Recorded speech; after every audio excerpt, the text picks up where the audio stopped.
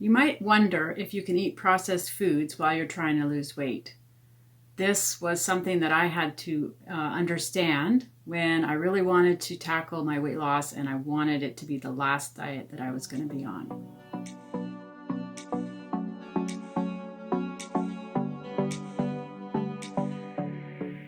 So how do we define processed foods? For me, I felt that anything that was created in a factory, in a box, had an expiry date, was in a package that you had to recycle, those things sort of all were categorized for me as processed foods.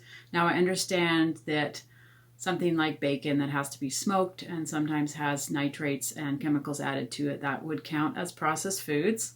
Sausage that has chemicals that have been added to it, flavorings, etc.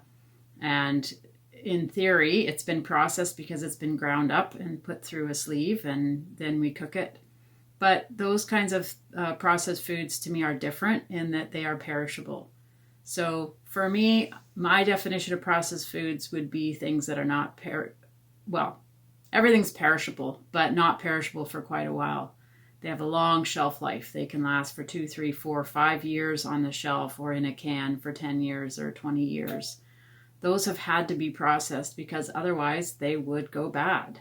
Everything that we would eat that's out of the garden is going to go bad and smelly after a week in the fridge. If you've ever bought lettuce, it doesn't last very long.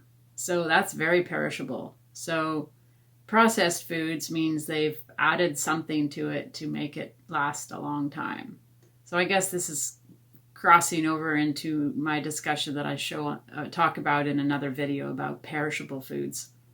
But processed foods in general have so many chemicals that have been added, and you can't even pronounce some of the names on the ingredients list. If you read those, they're just long names and chemicals that I don't think they're very good for our bodies, and I don't feel good after I eat processed foods.